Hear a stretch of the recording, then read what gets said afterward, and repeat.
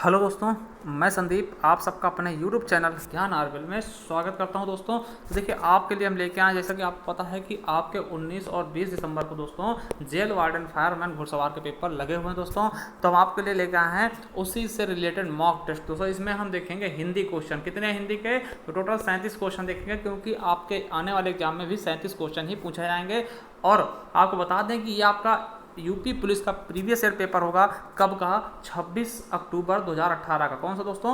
26 अक्टूबर 2018 का previous year paper की हम हिंदी सेट सॉल्व करेंगे दोस्तों।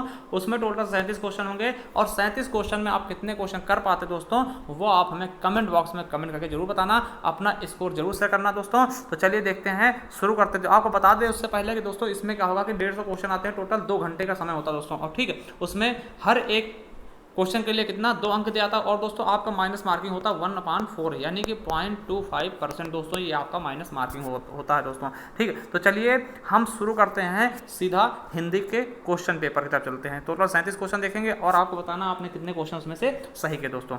तो देखिए दोस्तों, हिंदी का पेपर आपके सामने आ चुका है। थोड़ा सा इसको हम क्या करेंगे, जूम करेंगे क्वेश्चन को, क्योंकि थोड़ा सा बड़ा दिखे। तो चलिए जूम कर लेते हैं दोस्तों।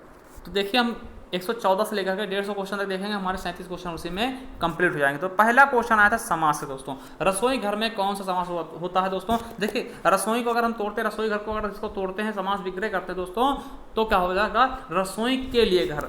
क्या हो जाएगा? रसोई के लिए घर। अब देखिए, रसोई के लिए घर, अब देखिए के लिए क्या होता है दोस्तों, आपका कारक होता। ठीक ठीक, संप्रदान के लिए। ठीक, तो सॉरी, अपदान से अलग है ना, संप्रदान के लिए। तो देखिए, जहां कहीं भी कारक चिन्ह आ जाता है दोस्तों, वो आपका तत्पुरुष समास के अंतर्गत आएगा। तो हमारा बी ऑप्शन बिल्कुल राइट होगा दोस्तों। अव्यय भाव में क्या होता है दोस्तों? पहला पद अव्यय होता है, मतलब कि उपसर्ग जाति का होता है पहला पद दोस्तों। और इसमें इसका पहला पद ही प्रधान होता है। क्वेश्चन आएगा पहला पद प्रधान किस समास का होता है, तो अव्यय भाव समास बता देना दोस्तों। द्विगु समास के क्या होता है? इसका जो प्रथम पद होता है वो संख्यावाची होगा दोस्तों। द्वंद्व समास में दोनों पद समान होते हैं दोस्तों, दोनों पद प्रधान होंगे दोस्तों। और तत्पुरुष समास के बारे में हमने बता दिया दोस्तों। तो इसका सही ऑप्शन क्या हो जाएगा? बी नंबर दोस्तों। चलिए अगला है, मैं खाता हूं, इसका कर्मवाच्य कौन सा हो जाएगा दोस्तों? मैं खाता हूं, इसका कर्मवाच्य आपको बताना है। तो कर्मवाच्य रूप कौन सा होगा? मुझसे खाया जाता था, या फिर मेरे से खाया जाता है, या मुझसे खाया नहीं जाता है, या फिर मुझसे खाया जाता है दोस्तों। देखिए ये क्या है आपका?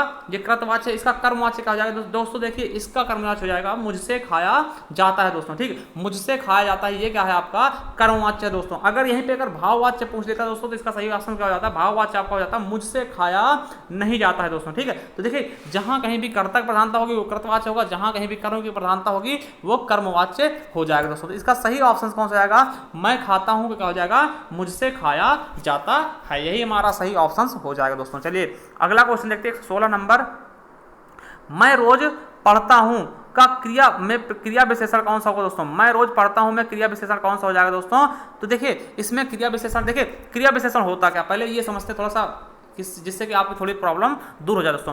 क्रिया विशेषण क्या होते हैं? जो क्रिया की विशेषता बतलाते हैं। ठीक, विशेषण मतलब विशेषता बतलाना, और क्रिया मीन्स क्रिया की विशेषता। जो क्रिया की विशेषता बतलाएगा वही क्या होगा? क्रिया विशेषण। अगर पूछता है इस सेंटेंस में क्रिया विशेषण कौन सा है, देखिए मैं रोज पढ़ता हूं, तो पढ़ता हूं क्या हो? ये क्रिया होगा। और पढ़ता तो कैसे पढ़ता हूं? तो रोज पढ़ता हूं, तो रोज क्या होगा? यही क्रिया विशेषण है दोस्तों। तो रोज कौन सा क्रिया विशेषण का उदाहरण दोस्तों, ये आपको बताना है। स्थानवाचक क्रिया विशेषण, रीतिवाचक क्रिया विशेषण, कालवाचक क्रिया विशेषण, या फिर परिमाणवाचक। ठीक, परिणामवाचक, सॉरी परिणामवाचक बताया है। तो इसका सही ऑप्शन कौन सा जाएगा हमारा? कालवाचक। रोज कैसा है दोस्तों? रोज आना, तो काल होता ना, रोज क्या है? कालवाचक क्रिया विशेषण का उदाहरण हो जाएगा। हमारा सी ऑप्शन बिल्कुल राइट होगा। चलिए अगले क्वेश्चन की तरफ देख लेते हैं दोस्तों।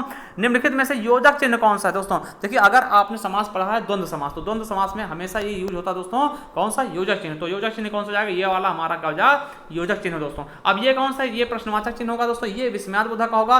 और ये क्या होता है? अथवा। जैसे आप देखते हो राम अथवा श्याम, तो हम ऐसे स्लैश लगाते हैं दोस्तों, इसको हम क्या बोलते हैं? अथवा यूज में होता है दोस्तों। अगला है, घी के दिए जलाना, मुहावरे का अर्थ क्या होगा दोस्तों? रोशनी करना, खुशी मनाना, प्रसन्न होना, या घी लाना। तो क्या हो जाएगा? खुशी मनाना। घी के दिए जलाना मतलब क्या होता है? खुशी मनाना दोस्तों। अगला है, लोकोक्ति का समान अर्थ क्या होता है? लोकोक्ति का समान अर्थ क्या होगा दोस्तों? वेरी इंपॉर्टेंट क्वेश्चन था, बढ़िया क्वेश्चन था दोस्तों। लोक की उक्ति, या लोग की बातें, या लोगों की लेख, या फिर अच्छी बातें। तो आपको पता है लोकोक्ति अगर हम तोड़ते हैं तो लोक प्लस उक्ति मतलब लोक की उक्ति है ना। लोक मीन्स क्या होता है? संसार। तो संसार की जो उक्तियां हैं, जो कहावतें हैं, वही कहते हैं लोकोक्ति कहलाती है। तो हमारा ये ऑप्शन बिल्कुल राइट हो जाएगा दोस्तों। चलिए अगला क्वेश्चन देखते हैं। चमक उठी सन 57 में वो तलवार पुरानी थी। आपने सुना का बुंदोले हर बोलो के मुंह, हमने सुनी कहानी थी दोस्तों। तो इसमें क्या किसी के लड़ाई की बात की जा रही है ना, यहाँ पे किसके, रानी लक्ष्मीबाई के तलवार की बात की जा रही है। वो तलवार पुरानी थी दोस्तों, जिसमें क्या हुआ थे, अंग्रेज डरकर भाग खड़े हुए थे दोस्तों। तो उसके बारे में बात की जा रही है। मतलब क्या, यहाँ पे उनकी वीरता का उल्लेख किया गया, कितनी, रानी लक्ष्मीबाई की वीरता का उल्लेख किया गया, इसीलिए यहाँ पे क्या हो जाएगा, वीर रस हो जाएगा। और अगर पूछ लेता वीर रस का स्थायी भाव क्या होगा, तो उत्साह होगा दोस्तों। वीर का क्या था, उत्साह बढ़ाया था, ठीक दोस्तों। और रति, जो श्रृंगार रस का क्या होगा स्थायी भाव, तो रति हो जाएगा दोस्तों। और हास्य रस का क्या होगा, हास हो जाएगा दोस्तों, ठीक। भक्ति का हो जाएगा भक्ति, ठीक। तो अनुराग हो जाएगा दोस्तों, ठीक है। चलिए ये चीजें आपको जानना है। चलिए अगला क्वेश्चन है, चौपाई के प्रत्येक चरण में कितनी मात्राएं होती है दोस्तों। देखिए चौपाई का होता है सममात्रिक होता है, सममात्रिक का जिसमें सभी मात्राएं बराबर हो, जिसमें हर एक चरण में मात्राएं बराबर हो। तो चौपाई में कितनी होती हैं, 16 मात्राएं। तो इसीलिए इसमें क्या बोलते हैं, सममात्रिक छंद बोलते हैं। इसमें 16 मात्राएं हर एक चरण में होती है दोस्तों। तो कितने हो जाएंगे, 16 मात्राएं, ठीक। याद रखेंगे 16 मात्राएं किसमें, चौपाई में दोस्तों। जैसे कि आपने रामचरितमानस पढ़ा होगा, ठीक। रामायण का पाठ जो कहते हैं वो रामायण का पाठ नहीं होता दोस्तों, रामचरितमानस होता है दोस्तों। क्योंकि रामायण क्या है, संस्कृत भाषा में लिखा गया था, ठीक है, वाल्मीकि द्वारा। और रामचरितमानस का होता है हिंदी भाषा में, ठीक, अवधी हिंदी में। क्वेश्चन ये भी आएगा किस हिंदी में, तो अवधी हिंदी में लिखा गया दोस्तों। किसके द्वारा, तुलसीदास जी द्वारा। उससे हम पढ़ते दोस्तों, उसमें चौपाइयां होती है जिसमें 16 मात्राएं होंगी दोस्तों, ठीक। 16 मात्राएं होंगी हमारी चौपाइयों में। और 7 कांड होते दोस्तों। सबसे बड़ा कांड कौन सा होगा, ठीक है, बाल कांड। और सबसे छोटा कांड क्या है, किष्किंधा कांड। ये भी क्वेश्चन आपके लिए इंपॉर्टेंट है। चलिए अगला क्वेश्चन देखते हैं। देखिए नेक्स्ट क्वेश्चन क्या है, काली घटा का घमंड घटा। इसमें अलंकार बताइए दोस्तों। देखिए समझिए, जहां पर कोई एक शब्द एक से अधिक बार आए, उनके अर्थ भी अलग अलग हो दोस्तों, वहां पे यमक अलंकार होता है। जैसे देखिए काली घटा, अब यहाँ पे घटा एक ही आ गया, फिर घमंड घटा, तो 2 घटा आ गए। मगर एक काली घटा का अर्थ होगा, इसका हो जाएगा बादल, और इसका घटा का अर्थ होगा कम होना, ठीक। यानी काले बादल का घमंड का होगा कम होगा। तो एक घटा का अर्थ है बादल और एक घटा का अर्थ है कम होना, तो इसीलिए यहाँ पे क्या हो जाएगा दोस्तों, यमक अलंकार दोस्तों, ठीक है। उपमा में क्या होता है, जहां पे तुलना की जाती है, सासी से सरिस ऐसे सेंटेंस पाए जाते हैं। अनुप्रास में क्या होता है, जहां पे एक वर्ण, यानी जैसे का की आवृत्ति कई बार आती है, वो हमारा क्या होता है, अनुप्रास होता है। रूपक में क्या होता है, किसी चीज को रूप दे जाता है दोस्तों। चलिए अगला क्वेश्चन देखते हैं, वर्णों के कितने भेद होते हैं दोस्तों। ये समझिएगा, बहुत अच्छा क्वेश्चन था। वर्णों कितने भेद होते हैं दोस्तों, तो वर्णों के कितने भेद होंगे, 2 ही तो होते हैं दोस्तों। कौन कौन सा, स्वर और व्यंजन दोस्तों। स्वर और व्यंजन 2 ही भेद होते हैं। स्वर की संख्या कितनी होती है, 11। व्यंजन की संख्या कितनी होगी, 33। और टोटल वर्ण कितने होते हैं, 52 होते हैं दोस्तों। ये आपके लिए इंपॉर्टेंट, टोटल वर्णों की संख्या कितनी है, 52 है। और स्वरों की संख्या कितनी है, 11 है। और व्यंजन की संख्या 33 है। और कितने अयोग वाह कितने होते हैं, 2 होते हैं। कौन कौन से, अंक और वहा, यानी जिनको हम अनुस्वार है विसर्ग बोलते हैं, ठीक है। चलिए अगला क्वेश्चन देख लेते हैं। निम्नलिखित में से कौन सा स्त्रीलिंग है दोस्तों, कौन सा स्त्रीलिंग है, मालिक, मालिक मालिकिन होता है दोस्तों, तो स्त्रीलिंग होता है। मालिक क्या पुल्लिंग तो है, कहार कहारिन, ठीक है। पाठक पाठिका होता तो स्त्रीलिंग होता दोस्तों, पाठक भी क्या पुल्लिंग है। योगिनी दोस्तों, यही क्या है आपका स्त्रीलिंग है, योगी का योगिनी दोस्तों, ठीक। तो यही हमारा क्या हो जाएगा, स्त्रीलिंग हमारा 24 का कितना हो जाएगा, डी नंबर। चलिए अगले क्वेश्चन की तरफ चलते हैं। पुल्लिंग शब्द का चयन करिए दोस्तों। देखिए नायिका क्या है, नायक का नायिका होगा, तो स्त्रीलिंग है नायक नायिका। लेखक का लेखिका, ये भी स्त्रीलिंग है। वर का वधु, जैसे पूछता वधु का पुल्लिंग क्या होगा, तो वर हो जाता। तो ये वधु क्या है, स्त्रीलिंग है। अब धावक का, धावक क्या है दोस्तों, ये आपका पुल्लिंग है। धावक का धाविका होता है दोस्तों, तो धावक क्या हो जाएगा, हमारा पुल्लिंग हो जाएगा। हमारा डी ऑप्शन बिल्कुल और बिल्कुल राइट। चलिए अगला क्वेश्चन, शिक्षक का बहुवचन होगा दोस्तों। इसका समझ करिएगा, शिक्षक का बहुवचन लोग क्या करते हैं, शिक्षिकाएं कर देते हैं। शिक्षिकाएं नहीं होगा दोस्तों, शिक्षक क्या होगा, शिक्षक गण दोस्तों, ठीक है। जहां कहीं भी कुछ चीजें होती है जिन पे हम गण वृंद, जैसे मुनि का होगा तो मुनि का हम मुनि वृंद कर देते हैं, वृंद लगाकर उसका हम बहुवचन बनाते हैं। उसका जैसे दलित का क्या होगा, दलित वर्ग हो जाएगा। दलित का बहुवचन क्या होगा, दलित वर्ग कर देंगे दोस्तों। इस प्रकार से तुम का बहुवचन का तुम लोग, इस तरह से बहुवचन बनाया था दोस्तों। हमने बहुवचन के बारे में बहुत अच्छी वीडियो बनाई, अगर आपने नहीं देखी संपूर्ण हिंदी नामक प्लेलिस्ट पे जाइए, वहां पे आपको पता चल जाएगा दोस्तों, ठीक है। चलिए अगला क्वेश्चन देखते हैं कि माँ ने बाजार से कपड़ा खरीदा। अब देखिए बहुत ही इंपॉर्टेंट क्वेश्चन है दोस्तों, यहाँ पर आधे लोग फेल हो जाओगे दोस्तों, क्योंकि देखिए माँ ने बाजार से कपड़ा खरीदा। आप देखिए रेखांकित शब्द क्या, कपड़ा, तो कपड़ा में कौन सा कारक होगा दोस्तों, तो आप लोगों ने ये तो कर्म लगा दिया होगा, ये तो करण लगा, क्योंकि माँ ने, तो ने क्या है, करता है, और बाजार से, तो से क्या है, करण है दोस्तों। तो आपने इन्हीं में से कोई लगा दिया होगा दोस्तों, मगर वो क्या है, आपका गलत है। देखिए कपड़ा में पूछा गया, और हम कोई चीज लेते हैं उसके जस्ट बाद वाला, तो कपड़ा का संबंध किसके है दोस्तों, कर्म से होता है। कपड़ा क्या है, एक कर्म है दोस्तों, ठीक। कपड़ा क्या है, कर्म है, तो हमारा क्या हो जाएगा, कर्म कारक। देखिए यहाँ बाजार से नहीं पूछा, बाजार होता तो क्या होता, कर्म हो जाता। अगर माँ में पूछता कौन सा है तो कर्ता हो जाता, मगर कपड़ा पूछा गया, कपड़ा क्या होता दोस्तों, कर्म होता। तो हमारा सही ऑप्शन क्या हो जाएगा, सी नंबर। चलिए अगला क्वेश्चन देखते हो, 128 नंबर। ये मेरी पतंग है दोस्तों, ये मेरी पतंग है, इसमें कौन सा सर्वनाम होगा निश्चयवाचक, अनिश्चयवाचक, प्रश्नवाचक या फिर निजवाचक दोस्तों। यह मेरी पतंग है। देखिए यहाँ पर निश्चित है कि यह पतंग किसकी है, मेरी है दोस्तों, तो इसमें क्या है, पूरा निश्चय है, मतलब एकदम निश्चित है, तो यहाँ पे क्या हो जाएगा, निश्चयवाचक सर्वनाम। चलिए अगला क्वेश्चन आपके लिए, समझदार शब्द विशेषण का कौन सा भेद है। देखिए समझदार क्या, किसी के अंदर समझदारी है तो क्या है, गुण है ना उसकी, भाई सर्वनाम तो है नहीं, संख्या इसमें कोई है नहीं, परिमाण तौला मापा जा नहीं सकता समझदार को, तो क्या है, गुण है दोस्तों, तो हमारा क्या हो जाएगा, गुणवाचक विशेषण। ठीक, तो हमारा सही ऑप्शन डी हो जाएगा। और एक चीज आपको बता दें कि विशेषण के 4 पार्ट होते हैं, 4 भेद होते हैं दोस्तों, 4 प्रकार के होते हैं। कौन कौन से, सार्वनामिक विशेषण, संख्यावाचक विशेषण, परिमाणवाचक और गुणवाचक दोस्तों। ठीक है, परिमाणवाचक होता है, परिणामवाचक नहीं होता दोस्तों। ठीक, चलिए अगला क्वेश्चन की तरफ चलते हैं। अगले क्वेश्चन की तरफ क्या कहता है हमारा नेक्स्ट क्वेश्चन 130 नंबर। हाँ, चर्चा का विशेषण क्या होगा, चर्चा से बना विशेषण क्या होगा, तो चर्चित हो जाएगा दोस्तों। क्या हो जाएगा, चर्चित। देखिए विशेषण क्या होता है, उसके पीछे कोई सेंटेंस लग जाएगा, वही क्या होता है हमारा विशेषण। चर्चित व्यक्ति है ना, चर्चाएं व्यक्ति नहीं बनेगा, चर्चा व्यक्ति नहीं बनेगा, चर्या व्यक्ति नहीं बनेगा दोस्तों, मगर चर्चित व्यक्ति, चर्चित लगा दोगे आगे, उसके पीछे चर्चित आदमी, चर्चित व्यक्ति, चर्चित बदमाश है ना, जिसके सामने कुछ लग जाए दोस्तों, जिसके पीछे कोई सेंटेंस बैठ जाए, वही क्या होगा, आपका विशेषण होता है। तो हमारा सी ऑप्शन बिल्कुल राइट। अगला क्वेश्चन बहुत ही इंपॉर्टेंट और बहुत बार हमने पढ़ा इसको, क्रिया की अगर वीडियो देखोगे तो दोस्तों बहुत बार हमने बताया है क्या कि धातु किसे कहते हैं, तो क्रिया के मूल रूप को हम क्या बोलते हैं, धातु बोलते हैं। देखिए क्रिया के मूल रूप से कैसे, देखिए जब क्रिया बनाते हैं तो उससे क्या धातु से मिलकर बनती है, कैसे, जैसे दौड़ना क्या है, एक क्रिया है, दौड़ना क्या है दोस्तों, एक क्रिया है, तो इसमें दौड़ क्या है, दौड़ और प्लस ना से मिलकर बनी दौड़ना, दौड़ इसमें धातु है, ना क्या है, प्रत्यय, तो इसीलिए कहते हैं धातु के मूल रूप को क्या कहते हैं, क्रिया के मूल रूप को धातु बोलते हैं दोस्तों। तो हमारा हो जाएगा ए ऑप्शन बिल्कुल राइट होगा। चलिए अगला क्वेश्चन देखते हैं 32 नंबर, भूतकाल के कितने भेद है दोस्तों। तो भूतकाल के कितने तो भेद होते हैं दोस्तों, 6 होते हैं। भूतकाल के कितने भेद होते हैं दोस्तों, 6 होते हैं। देखिए कौन कौन से अगर बात करते हैं, कौन कौन से भूत होते हैं, भूतकाल के भेद होते हैं, वो हम बता दें आपको, अगर आप लिखना चाहते हैं लिख सकते हैं। पहला होता है सामान्य भूत, ठीक, कौन सा होता है, सामान्य भूत, ठीक। दूसरा हो जाएगा आपका पूर्ण भूत हो जाएगा, ठीक, पूर्ण भूत हो गया दूसरा, पूर्ण भूत, ठीक। तीसरा आप लिख सकते हैं अपूर्ण भूत, जिससे अपूर्ण होगा, ठीक। चौथा क्या होगा, आसन्न भूत, कौन सा होगा, आसन्न भूत दोस्तों। पांचवा क्या होगा दोस्तों, आपका संदिग्ध भूत, संदिग्ध भूत, ठीक, संदिग्ध, जिसमें क्या होगा कि संशय होगा दोस्तों, संदिग्ध भूत। और जो छठा होगा दोस्तों हेतु हेतुमद भूत, कौन सा, हेतु हेतुमद भूतकाल, ठीक दोस्तों। तो ये 6 भेद होते हैं उसको, और 6 के 6 हमने बता दिए दोस्तों। चलिए अगला क्वेश्चन देखते हैं। नेक्स्ट क्वेश्चन हमारा क्या कह रहा है दोस्तों, उसके बारे में देखते हैं। तद्भव बने होते हैं, तद्भव शब्द किससे बनते हैं, तो आपको पता होगा तद्भव क्या होता है। देखिए पहले क्या थी, केवल संस्कृत भाषा थी दोस्तों, तो संस्कृत भाषा से ही कुछ बदलाव हो गए उनमें, और वो क्वेश्चन क्या, वो प्रश्न क्या हो गए, वो जो शब्द थे वो हिंदी में प्रयुक्त होने लगे दोस्तों, उन्हें क्या बोलते हैं, हम तद्भव बोलने लगे दोस्तों। तो हमारा सही ऑप्शन क्या हो जाएगा, डी। संस्कृत शब्दों में कुछ बदलाव से जो शब्द हिंदी में प्रयोग होने लगे, तो वही कहा जाता है हमारा तद्भव हो जाएगा दोस्तों। देखिए आप लोग ये मत बोल देना कि हिंदी के मूल शब्दों से, हिंदी थी ही नहीं दोस्तों, पहले संस्कृत आई, संस्कृत से ही भाषाएं निकली दोस्तों। तो हमारा सही ऑप्शन क्या होगा, इसका डी नंबर क्या हो जाएगा, संस्कृत शब्दों में कुछ बदलाव से दोस्तों। अगला क्वेश्चन देखते हैं, तत्सम शब्द का पहचाने। तत्सम शब्द का है हिंदी वाला शब्द, सॉरी संस्कृत वाला शब्द। देखिए मोर का मयूर जाता है, कान का कर्ण होगा, बंदर का वानर होगा, तो निद्रा का क्या होगा, निद्रा क्या है दोस्तों, यही क्या है, संस्कृत शब्द है, निद्रा मतलब नींद होता है दोस्तों ना, तो यही कहा जाएगा हमारा ए नंबर बिल्कुल राइट। चलिए 18 नंबर, सॉरी 135 नंबर देखते हैं।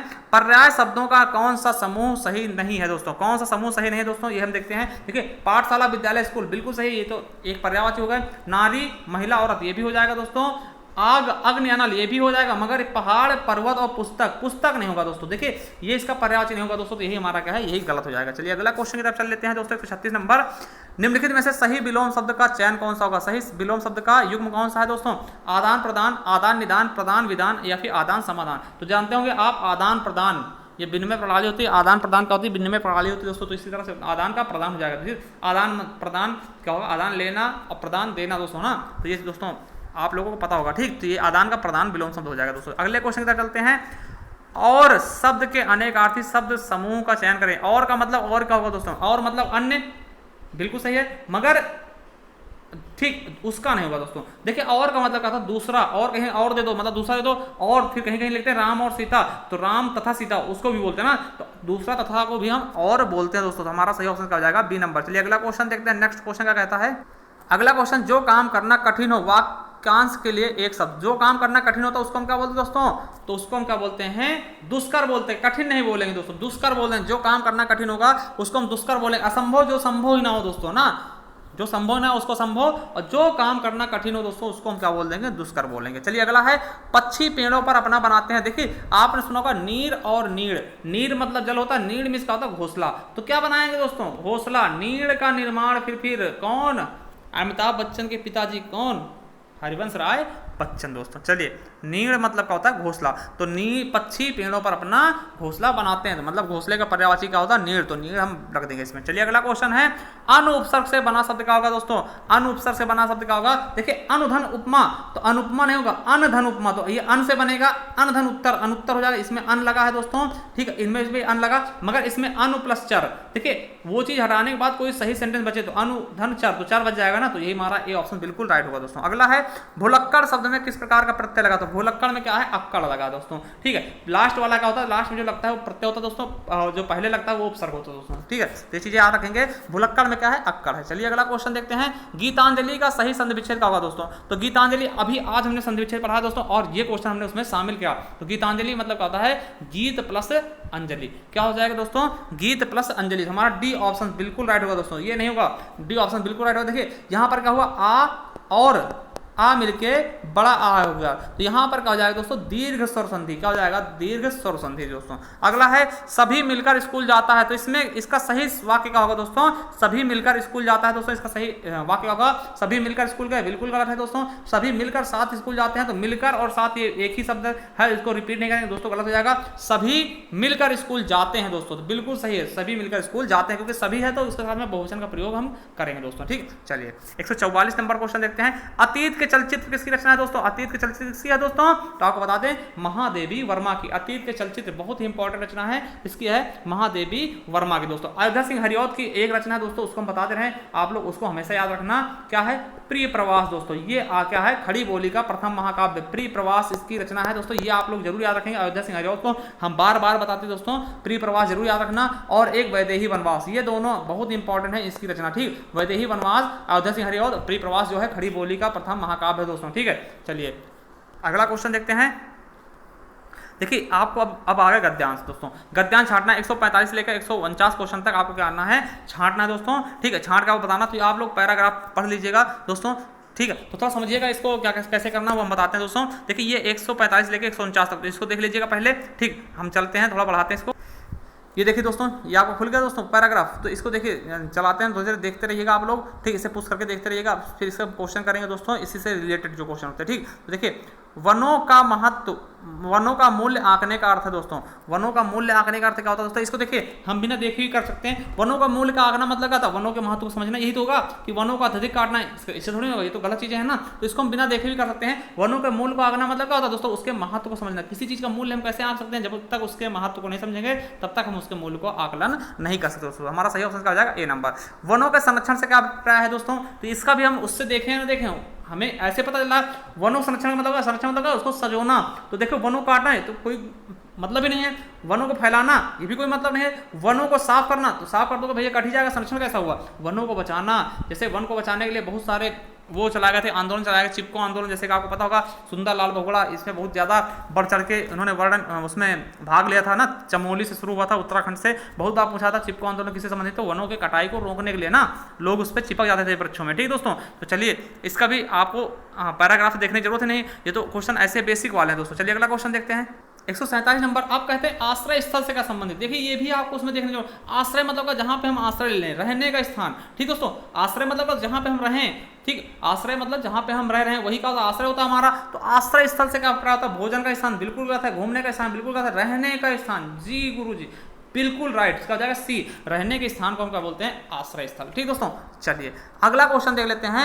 वन पर्यावरण की रक्षा हम किस प्रकार करते हैं, तो किस प्रकार करते हैं, वन जो पर्यावरण की रक्षा किस प्रकार से करते हैं दोस्तों, तेज हवाएं चलाकर। देखिए हवाएं तेज चलाते नहीं, छाया देकर, हाँ छाया देते हैं, मगर पर्यावरण की रक्षा किस तरह, तो पर्यावरण स्थित होगा नहीं दोस्तों। वर्षा कराने में सहायक, लकड़ी देकर, तो वर्षा कराने में सहायक होते दोस्तों। तो इसको आप वहां से ढूंढेंगे तो आपको मिल जाएगा, ठीक दोस्तों। तो इसका सही ऑप्शन क्या हो जाएगा, 148 का हमारा सी ऑप्शन बिल्कुल राइट होगा दोस्तों। अब 149 नंबर देखते हैं। नदियों में जल धारा किसके कारण प्रभावित होते हैं दोस्तों, तो आपको पता है कि वन अगर नहीं होंगे दोस्तों तो वर्षा नहीं होगी ना दोस्तों, क्योंकि वन का बहुत बड़ा महत्व होता है दोस्तों, पेड़ पौधों का बहुत ज्यादा महत्व होता है वर्षा कराने में भी। ठीक, तो जलधारा किससे प्रभावित होती है दोस्तों, तो वनों से दोस्तों, क्योंकि वन के बारे में इसमें बताया गया दोस्तों। आप लोग इसको अगर देखेंगे भी तो वन के बारे में बताएगा, वन के बारे में वर्णन किया गया, तो वन ही हमारा सही ऑप्शन हो जाएगा दोस्तों, वनों से। ठीक दोस्तों, चलिए लास्ट क्वेश्चन आज का, जयद्रथ वध किसकी रचना है दोस्तों, जयद्रथ वध किसकी रचना है दोस्तों, ये आपको बताना है। तो देखिए जयशंकर प्रसाद, मैथिली शरण गुप्त, सूर्यकांत त्रिपाठी निराला या फिर सुमित्रा नंदन पंत दोस्तों। तो किसकी है दोस्तों, तो मैथिली शरण गुप्त की दोस्तों, किसकी है, मैथिली शरण गुप्त की। आपके लिए एक क्वेश्चन छोड़ के जाएंगे दोस्तों, वो आपको बताना किसकी रचना है दोस्तों, तो चांद का मुंह टेढ़ा, चांद का मुंह टेढ़ा, ये किसकी रचना है दोस्तों। ये अगर आपको पता है तो आप हमें कमेंट बॉक्स में कमेंट करना और अपना स्कोर जरूर शेयर करिए भैया। ठीक है दोस्तों, तो आप लोग हमें ये क्वेश्चन का आंसर हमें बताना कि चांद का मुंह टेढ़ा किसकी रचना है, और हमें अपना कमेंट बॉक्स में कमेंट करके बताइएगा आपने कितने क्वेश्चन सही किए दोस्तों। तो चलिए थैंक यू। अगर चैनल पर नए हैं तो चैनल सब्सक्राइब कर लें और बेल आइकन जरूर प्रेस करें, जिससे आने वाली वीडियो की नोटिफिकेशन आप तक आसानी से पहुंच सके दोस्तों। तो धन्यवाद, थैंक यू।